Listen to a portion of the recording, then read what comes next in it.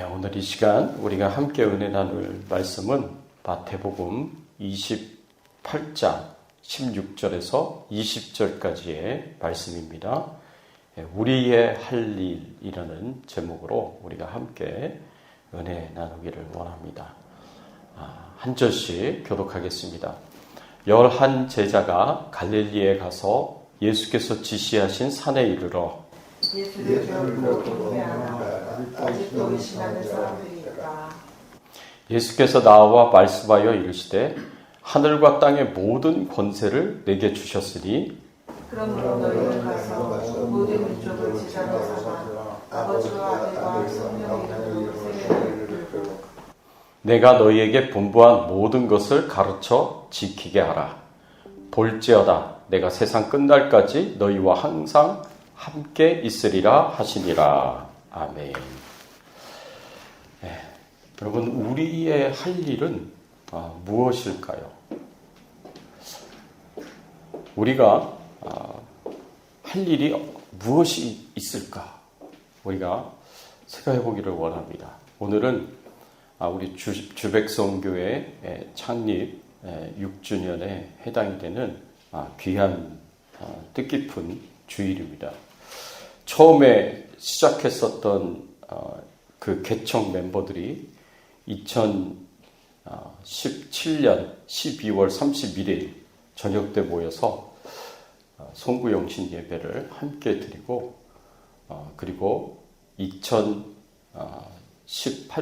1월 7일 첫 번째 주일을 시작 예배를 드리는 주일로 맞이했습니다. 그리고 2018년 4월 19일을 우리 주백성교회 창립 주일로 삼고 2018년 4월 29일입니다. 첫 창립 주일로 삼고 그리고 그 이후로 저희들이 이제 6번째 6주년 창립 6주년 감사 예배를 하나님 앞에 드리는 주일이 되었습니다. 이렇게 6주년을 맞이하면서 뒤를 돌아보면 하나님의 은혜에 우리가 감사할 수밖에 없다라는 것을 생각해 봅니다. 개척교회가 3년을 넘기기가 참 힘든데 이 3년이 고비라고 하는데 저희들이 3년을 잘 넘겼고 그리고 팬데믹 기간 참 힘들고 어려운 그런 시기였는데도 잘 넘겼고 팬데믹 이후에도 하나님의 은혜 가운데 우리 주백성교회가 이렇게 잘 고비를 넘겨서 6주년까지 오게 되었습니다. 너무너무 감사하고 하나님께 영광을 돌리고 하나님께 찬양을 드립니다. 이렇게 창립 6주년을 맞이하면서 우리 주백성교회가 앞으로 어떤 방향을 향해서 나아가야 할 것이냐. 우리 주백성교회가 하나님이 이 땅에 세우신 교회로 어떤 비전을 가지고 어떤 사명을 가지고 우리가 할 일이 무엇인가를 돌아보면서 나아가야 할 것인가. 오늘 말씀을 통해서 우리가 함께 은혜를 나누기를 원합니다. 여러분, 모든 사람들은 모든 이 세상에 있는 존재들은 다 존재에 의미가 있습니다. 심지어는 우리의 몸매에 있는 모든 각 파트들도 전부 다 부분 존재의 의미가 있습니다. 여러분, 우리의 눈썹이 왜 있는지 아십니까? 요새는 눈썹도 이렇게 문신으로 다 만드는데 우리 눈썹에도 이 눈썹이 이렇게 있는 이유가 있습니다. 우리가 날씨가 더워서 체온이 올라가서 땀이 흘렀을 때 그 땀방울이 눈썹이 없으면 바로 이렇게 눈동자, 눈으로 들어가게 되죠. 그렇게 되면 이제 눈이 흐려지고 그렇게 되니까 이 눈썹이 우리 눈에 들어갈 수 있는 그 땀방울을 막아주는 역할을 합니다. 또 우리 속눈썹도 중요한 역할을 하죠. 이 공기 중에 있는 그런 먼지 입자들, 그것이 이제 눈동자를 상하지 못하도록 우리 속눈썹이 그것을 막아줍니다. 우리 눈썹에도 존재의 이유가 있고요. 의미가 그 안에 다 있습니다. 여러분, 코끼리의 코는 왜 그 코가 길까요? 코끼리의 코도 그렇게 긴 이유가 있습니다.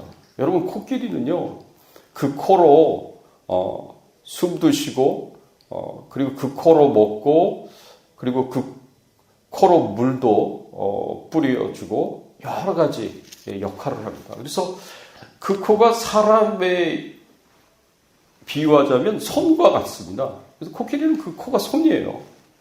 그래서 그 코가 굉장히 다양한 일을 합니다. 심지어는 냄새를 너무너무 잘 맡아요.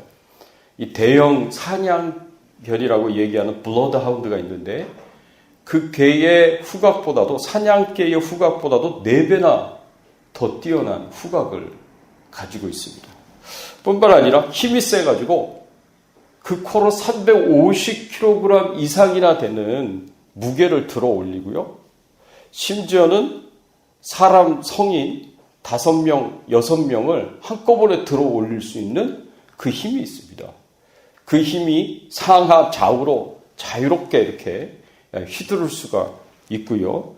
그리고 날씨가 더울 때는 그 코로 물을 이렇게 빨아들여가지고 온몸에 이 물을 뿌려줘서 체온을 조절하기도 합니다. 그래서 코끼리의 코가 그렇게 긴데에도 이유가 있고요. 거기에 존재의 의미가 담겨져 있습니다. 기린도 마찬가지입니다. 여러분, 기린도요, 목이 길어요. 기린이. 그래서 한 5m까지 그렇게 키가 크다고 하는데 기린의 목이 그렇게 긴데도 이유가 있는 거예요. 목이 길어서 일반 짐승들은 먹지 못하는 나무 꼭대기에 있는 나뭇잎이나 그리고 풀들을 뜯어서 먹을 수가 있습니다. 목이 길어서 몸의 체온을 열을 발산시켜주고 체온을 조절해 주는데 중요한 역할도 하고요. 심지어는 목이 길기 때문에 다른 짐승들보다 높은 데서 전후 좌우를 이렇게 둘러볼 수 있기 때문에 위협적인 그런 사자나 또는 표범이나 이런 날짐승들로부터 자기 자신을 보호하는데 굉장히 유리한 그런 역할을 한다고 합니다. 저마다 존재의 이유가 있어요. 다 우리가 그것을 알 수는 없겠지만 그러나 저마다 독특한 중요한 가치를 가지고 있고 의미가 있다라는 거죠. 여러분, 이렇게 세상의 동물들도 그런 의미가 있는데 우리 사람들은 당연하지 않겠습니까? 우리 사람들이 이 땅에 존재하는 의미가 뭘까요? 특별히 예수 그리스도를 믿고 구원받은 하나님의 자녀들이 예수 그리스도의 제자라고 이야기하고 있는, 또 하나님 나라의 백성이라고 이야기하고 있는 우리들이 이 땅에 존재하는 의미가 무엇이 있겠습니까? 하나님이 우리를 바라보시며 기대하시고 바라시는 게 뭐가 있겠습니까? 첫 번째로요,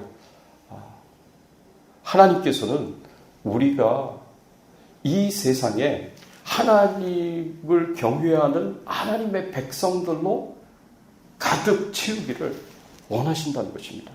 여러분, 오늘 본문에 19절, 20절 말씀에 보면 그러므로 너희는 가서 모든 족속으로 제자를 삼아 아버지의 아들과 성령의 이름으로 세례를 베풀고 내가 너희에게 분부한 모든 것을 가르쳐 지키게 하라 라고 이렇게 말씀을 하고 있습니다.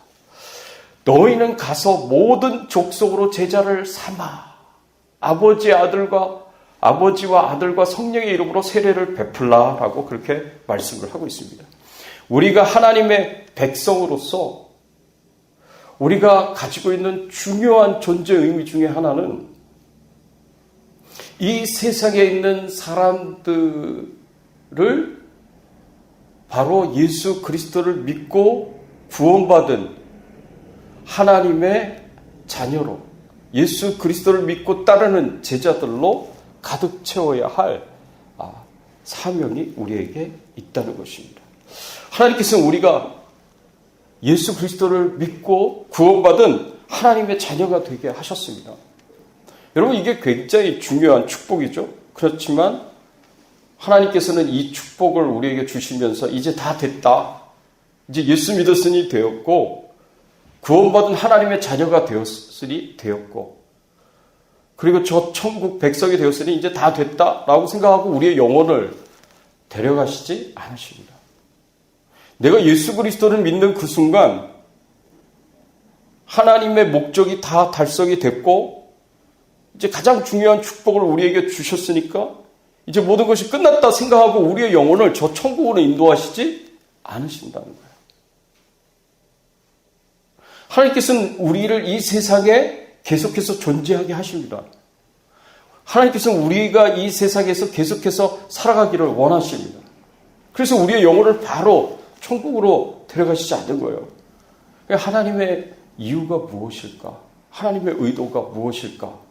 오늘 말씀해 보면 너희는 가서 모든 족속으로 제자를 삼으라고 그렇게 말씀을 하셨습니다. 여기서 모든 족속은요, 세상에 있는 모든 이방인들을 가리킵니다. 유대인들 뿐만 아니라 유대인들 외에 이 세상에 있는 모든 사람들, 이방인들까지 가서 제자를 삼으라고, 가서 예수 믿게, 그래서 예수 그리스도를 따르는 제자가 되도록 그렇게 복음을 전하고 말씀을 전하라고 그렇게 우리에게 가르치고 있고 교훈해 주고 있습니다. 여러분, 이런 하나님의 의도는요, 우리를 처음 창조하실 때부터 있었습니다. 하나님이 우리를 처음 창조하실 때 창세기 1장 28절에 우리에게 이런 축복을 주셨습니다. 하나님이 그들에게 복을 주시며 하나님이 그들에게 이르시되 세격하고 번성하여 땅에 충만하라. 땅을 정복하라. 바다의 물고기와 하늘의 새와 땅에 움직이는 모든 생물을 다스리라 하시니라. 하나님께서 우리에게 이 세상을 창조하시고 하나님이 만드신 하나님의 사람들에게, 아담과 하와에게 어떤 축복을 주셨냐 하면 생육하고 번성하여 땅에 충만하라. 땅을 정복하라. 모든 생물을 다스리라. 하고 이렇게 하나님께서 축복하셨습니다. 하나님께서 이 축복을 주셨을 때 이 땅에 생육하고 번성하여 땅에 충만하게 될 인류의 모습이 어떤 모습이 되기를 원하셨을까요? 이들이 하나님을 창조주로 인정을 하고, 이들이 하나님을 찬양하고 경배하고 하나님께 영광을 돌리고 하나님의 말씀에 순종하는, 하나님을 경외하는 하나님의 백성들이 되기를 원하시지 않으셨을까요? 당연히 원하셨죠. 하나님이 기대하시는 이 땅에 가득 채워진, 생육하고 번성하여 땅에 충만해진 사람들은, 인류들은 하나님을 경외하는 사람들로 가득 채워지기를 원하셨던 거예요. 그런데 하나님이 기대대로 이 세상이 그런 모습이었느냐? 아니라는 거죠. 하나님이 기대하신 대로 이 세상이 그런 모습이 아니었습니다. 그러면 어떤 모습이었습니까? 하나님 기대하시던 모습은? 하나님 기대와 다른 이 세상의 모습은 어떤 모습이었습니까? 하나님을 창조주로 인정하지 않습니다. 하나님을 찬양하지 않습니다. 하나님을 경배하지 않습니다. 하나님을 높이지 않습니다. 하나님께 영광을 돌리지 않습니다. 하나님의 말씀에 순종하지 않습니다. 그래서 세상이 타락하고 부패하게 됐습니다. 그래서 하나님께서 사람 지으셨음을 한탄하시고 이 땅에 노아 시대 때 세상에 죄악이 관영하고 가득 차고 사람들의 마음의 생각이 항상 악할 뿐임을 보시고 홍수로 심판하지 않으십니까? 노아의 가족 8명을 제외하고 이 세상에 있는 모든 인류들을 전부 다 하나님께서 물로 심판하셨습니다. 그래서 이 세상의 인류는 노아의 가족 8명으로부터 새롭게 시작이 됩니다. 그 8명이 새로운 인류가 됩니다. 그러면 이 새로운 인류의 이 노아의 가족 8명에게 하나님이 기대하신 게 있으셨어요. 하나님께서 기대하신 게 있으셔서 뭐라고 축복하시며 말씀하시냐면 창세기 9장 1절의 말씀에 보면 하나님이 노아와 그 아들들에게 복을 주시며 그들에게 이르시되 생육하고 번성하여 땅에 충만하라. 하나님께서 아담에게 주셨던 축복을 똑같이 주십니다. 생육하고 번성하여 땅에 충만하라. 그래서 하나님께서 만드신 이 세상에 생육하고 번성하여 땅에 충만하게 되기를 원하셨고 바라셨고 기대하시면서 이렇게 축복을 하신 거예요. 그럼 노아로부터 시작된 그 가족으로부터 시작된 새로운 인류는 하나님의 기대대로 생육하고 번성하여 땅에 충만해지며 하나님을 창조주로 인정을 하고 하나님을 경외하고 하나님을 찬양하고 경배하면서 하나님께 영광을 돌리는 하나님을 사랑하는 하나님의 백성들이 됐느냐? 또 그렇지 않습니다. 노아 시대 때 타락한 백성들처럼 새롭게 시작된 새 인류인데도 불구하고 하나님께서 동일한 기대를 가지고 축복하셨는데도 불구하고 생육하고 번성하여 이 땅에 충만하게 된 세상의 사람들은 하나님을 창조주로 인정하지 않았습니다. 하나님을 찬양하지 않았습니다. 하나님을 경배하지 않았습니다. 하나님을 높이지 않았습니다. 하나님께 영광을 돌리지 않았습니다. 하나님 말씀에 순종하지 않았습니다. 그리고 그게 대세가 됐어요. 오늘날까지 그렇게 이 세상이 그렇게 되었다는 거죠. 그런데 하나님을 왕으로 주인으로 인정하고 하나님을 우리를 다스리고 통치하시는 분으로 인정하고 믿음으로 받아들이는 하나님의 아들 예수 그리스도가 이 땅에 오셔서 하나님을 왕으로 주인으로 인정하고 그 다스림과 통치를 받는 하나님의 나라를 이 땅에 시작하셨다는 겁니다. 그 하나님의 나라를 이 땅에 시작하시면서 예수 그리스도가 수많은 제자들을 이 땅에 세우셨습니다. 12제자로부터 시작이 돼서 수많은 제자들이 70인의 제자들이 500여 명의 형제들이 제자들이 이 땅에서 시작이 됐습니다. 그래서 그들이 하나님을 왕으로 인정하고 주인으로 인정하고 그들이 하나님의 다스림과 통치를 받는 하나님의 나라가 되었습니다. 그들로 이루어진 교회가 하나님의 나라가 되었습니다. 그렇게 해서 하나님께서는 예수 그리스도로부터 시작된 그 하나님의 나라가 그 하나님 나라의 백성들이 예수 그리스도를 믿고 구원받은 하나님의 자녀들이 예수 그리스도를 믿음으로 닮아가고 쫓아가는 그리스도의 헌신된 제자들이 이 세상으로 가서 모든 민족에게 아버지와 아들과 성령의 이름으로 세례를 주고 그들에게 제자가 되도록 하나님 나라의 백성이 되도록 그렇게 명령을 하신 것입니다. 그게 오늘 본문의 말씀인 거예요. 그래서 하나님께서 이와 같이 모든 제자들에게 가서 모든 족속으로 제자를 삼으라는 명령을 주시면서 이 세상에는 하나님을 인정하지 않고 하나님의 말씀에 불순종하는 타락하고 부패한 이 세상에 수많은 사람들이 전 세계 곳곳에서 하나님을 창조주로 구원의 하나님으로 인정하고 믿고 받아들이고 그 하나님의 다스림과 통치를 받아들이는 하나님의 백성들로 세워져서 그렇게 교회가 세워져서 세계 곳곳에서 하나님을 찬양하는 하나님께 예배를 드리는 경배를 드리는 하나님의 백성들로 가득 채워지기를 하나님께서 기대하시고 바라시면서 오늘날 우리에게, 교회에게 이 사명을 주셨던 것입니다. 두 번째로 하나님께서 우리에게 주시는 사명이 뭐냐? 우리가 예수 그리스도를 믿고 바로 천국에 가지 않고 이 땅에 남아있는 그 이유가 뭐냐? 우리의 존재의 의미가 무엇인가? 두 번째로 하나님께서 우리에게 가르쳐 주시는 것은 우리는 우리 안에 있는 타락한 세상을 정복하는 그리스도의 헌신된 제자가 되어야 한다는 것입니다. 하나님께서 이것을 기대하십니다.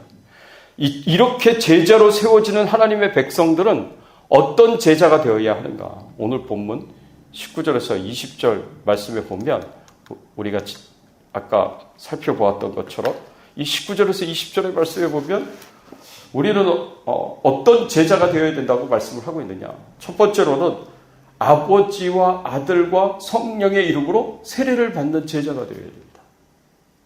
두 번째로는 예수님께서 우리에게 분부한 그 모든 것에 대해 가르침을 받고 지키는 제자가 되어야 됩니다. 여러분, 우리 모든 하나님의 백성들은요, 아버지와 아들과 성령의 이름으로 세례를 받아야 됩니다. 이 세례를 받는 것이 굉장히 중요합니다. 성령 세례와 물 세례를 통해서 내가 예수 그리스도를 믿고 구원받은 하나님의 자녀가 되었음을 우리가 입술로, 마음으로 고백합니다. 그래서 예수 그리스도를 우리 마음속에 영접하고 받아들이고 그 예수 그리스도와 우리가 하나가 되는 그런 영적인 큰 사건이 일어나게 됩니다. 그것을 경험하고 체험하는 것이 성령 세례고요. 그것을 내가 입술로 고백하고 하나님 앞에 모든 성도들 앞에 증인들 앞에서 내가 그 고백을 하나님 앞에 드리는 것이 물세례의 중요한 의미입니다.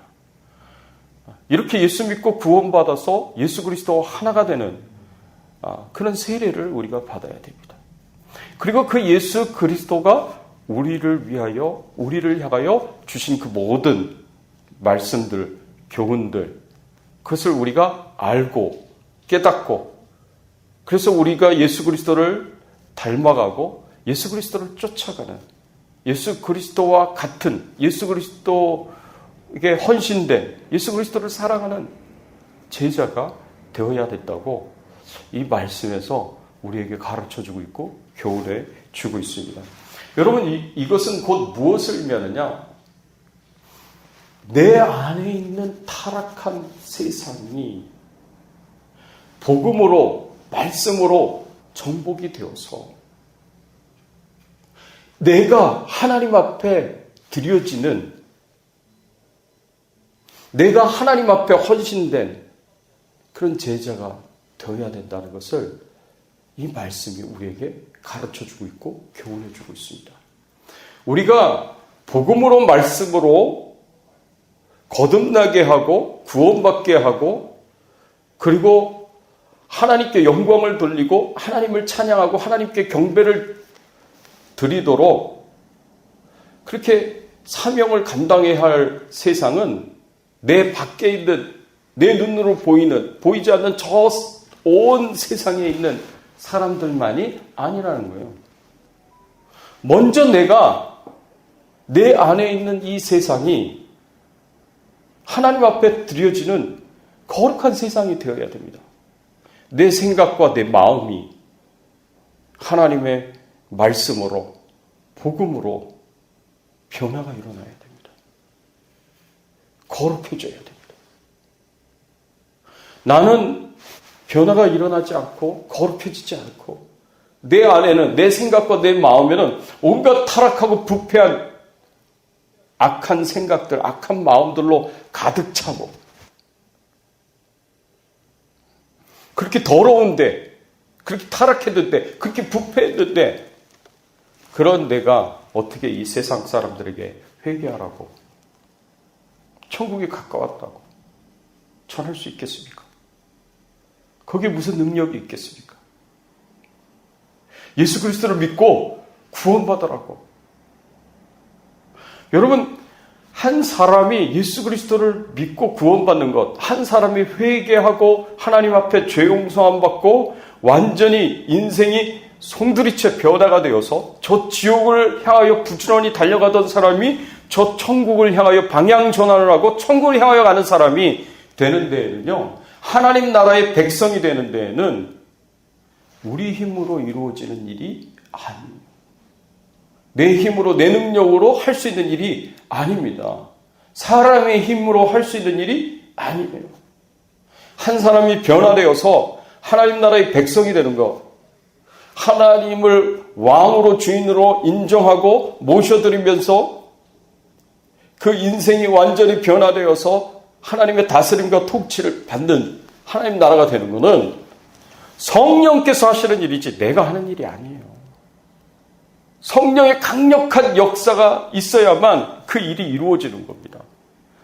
우리는 그저 하나님의 손과 발처럼 하나님이 사용하시는 도구가 되어서 하나님이 하시는 일에 쓰임을 받는 거지 우리가 이루는 일이 아닙니다.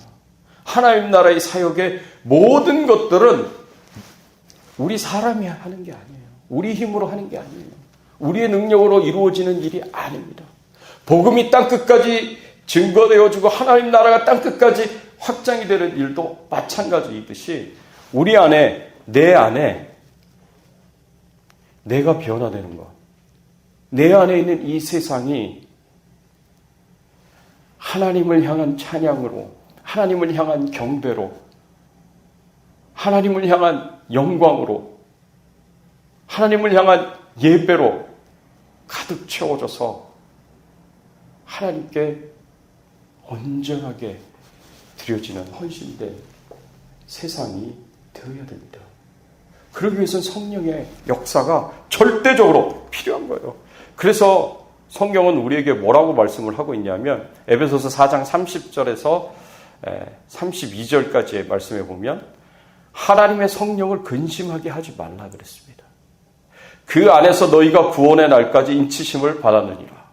너희는 모든 악독과 노함과 분냄과 떠드는 것과 비방하는 것을 모든 악의와 함께 버리고 서로 친절하게 하며 불쌍히 여기며 서로 용서하기를 하나님이 그리스도 안에서 너희를 용서함 같이 하라 그랬습니다.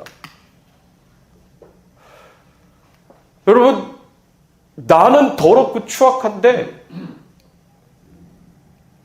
이 세상 사람들을 향하여서 회개하고 죄 용서함 받으라고 선포를 하면, 복음을 전하고 전도를 하면, 그러면 그 안에 성령의 역사가 일어나야 되는데, 그래서 그 영혼들이 변화가 되어야 되는데 내가 더러우면 그런 성령의 역사가 일어나지 않는다는 거예요. 내가 타락하고 부패했으면 내가 하나님 말씀에 불순종하는 삶을 계속 살아가고 습관적으로 계속해서 죄를 짓고 내가 깨끗함을 받지 못했으면 성령께서 내 안에 거주하면서 살아가시는데 내 안에 거주하시는 그 성령이 힘있게 역사하시지 못하신다는 거죠. 그래서 하나님의 성령을 근심하게 하지 말라고 사도 바울이 강력하게 권면하는 겁니다. 하나님의 성령을 근심하게 하지 말고 슬퍼하게 만들지 말라는 겁니다. 그러면 하나님의 성령이 근심하게 되고 슬퍼하게 되는 데는 어떤 경우냐? 이 말씀에 보니까 우리 생각과 마음속에 모든 악독과 노함과 분냄과 떠드는 것과 비방하는 것, 모든 악의를 다 버려야 된다는 거예요. 이런 것들이 성령 하나님을 근심하게 만들고 성령 하나님을 슬퍼하게 만들고 이런 것들이 우리를 더럽히게 만들고 타락시키고 부정하게 만드는 거예요. 성령의 역사가 강력하게 나타나지 못하도록 만드는 거예요. 그런 것들은 다 버려야 되고 우리가 어떻게 해야 되느냐? 우리 안에 있는 성령의 인도하심을 따라서 성령의 강력한 역사를 따라서 32절 서로 친절하게 하며 불쌍히 여기며 서로 용서하기를 하나님이 그리스도 안에서 너희를 용서하신 것 같이 하라. 친절하게 하래요. 서로 불쌍하게 여기래요. 서로 용서하래요.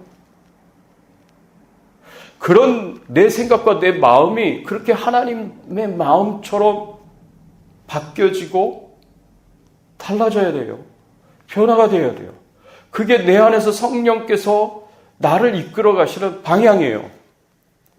나를 그렇게 하도록 그렇게 나를 계속해서 격려하시고 그래 나를 인도하십니다. 친절하게 서로를 대하도록 그렇게 인도를 하시고 서로를 불쌍히 여기도록 그렇게 인도하시고 서로 용서하도록 그렇게 성령께서 우리 안에 역사를 그렇게 합니다. 근데 그런 성령의 인도하심과 역사를 내가 다 거절을 하고 내 안에 악독한 마음을 품고 노함과 분냄과 떠드는 것과 비방하는 것으로 그렇게 가득 채우면 성령이 내 안에 거하시는데 마치 냄새나고 더러운 썩은 쓰레기 더미 속에서 성령님이 내 안에 거하시는 것하고 똑같습니다. 우리 성령 하나님이 어찌 그런 대접을 받으셔야 하겠습니까? 우리 성령 하나님은 우리 하나님이세요. 우리의 찬양을 받으시기에 합당하신 하나님이세요. 우리의 경배를 받으시기에 합당하신 하나님이에요. 그런 하나님을 어떻게 우리의 생각과 마음을 이렇게 더럽고 냄새나는 썩은 쓰레기 더미와 같은 상태로 만들어서 그 안에 거하시게 만드시겠습니까? 그건 우리가 하나님을 옳게 대우하는 것도 아니고 대접하는 것도 아니에요. 데살로니가 전서 5장 19절의 말씀에 보면 성령을 소멸하지 말며라고 말씀을 하셨습니다. 성령을 소멸하지 말라. 이 말씀은 성령의 영향력이 소멸되도록 하지 말라는 겁니다. 자꾸 우리의 마음속에 악독한 마음, 노함, 분냄, 떠드는 것, 비방하는 것 이런 걸로 채우면 성령의 영향력이 계속해서 줄어들어 가게 됩니다. 그래서 성령이 내 안에서 역사를 하시는 게 아니라 내가 오히려 성령의 영향력을 감소시키면서 내 타락한 본성이, 내 육신의 정욕이 내 삶을 이끌어 가도록 그렇게 만드는 것이 됩니다. 성령의 영향력이 내 안에서 감소되어져 가요. 그래서 성령의 역사에 우리는 계속해서 노라고 거절하면 안 돼요. 성령께서 나를 서로 친절하게 사람들을 대하도록 불쌍히 여기도록 용서하도록 계속해서 그런 마음을 주시고 그런 생각을 주시면 그렇게 성령이 인도하시는 대로 내가 사람들을 대해야 됩니다. 그렇게 내가 사람들을 사랑하고 용서할 수 있도록 그것을 실천해야 됩니다. 근데 내 욕심은 그게 아닌 거예요. 내 타락한 본성은 자꾸 화내고 싶고 분노하고 싶고 미워하고 싶고 비난하고 싶고 비판하고 싶고 비방하고 싶은 거예요. 그게 육신의 타락한 본성이에요. 근데 자꾸 거기를 따라가게 되면 성령의 인도하시면 노라고 얘기하고 내 타락한 본성을 따라서 죄악된 본성을 따라서 내가 행하게 되면 성령의 영향력이 감소되고 소멸되어져 간다는 것입니다. 사랑하는 성도 여러분, 우리가 그리스도의 헌신된 제자가 되어서 정복해야 할 세상은요, 내 밖에만 있는 게 아니에요. 내 안에도 있는 겁니다. 타락하고 부패한 내 밖에 이 세상의 모습들, 세상의 사람들만 회개하고 하나님의 용서를 받고 구원을 받고 천국 백성이 되어야 하는 것이 아니라 내 안에 있는 내 이 세상, 내 생각과 마음속에 있는 세상도 하나님 앞에 회개하고 하나님의 뜻대로 성령의 인도하신 대로 하나님의 왕적 통치와 다스림을 받아서 하나님의 인도하심을 따라 믿음으로 순종하며 살아가서 내 자신을 하나님 앞에 온전히 드릴 수 있어야 됩니다. 그게 내가 이 세상에 존재하는 가장 중요한 의미예요. 그래야 우리는 예수님이 마지막으로 우리에게 주셨던 지상명령, 너희는 가서 모든 족속으로 제자를 삼아 아버지와 아들과 성령의 이름으로 세례를 주고 내가 너희에게 분부한 모든 것을 가르쳐 지키게 하라는 이 말씀에 우리가 순종하면서 이 하나님의 사명을 감당하면서 살아갈 수가 있는 것입니다.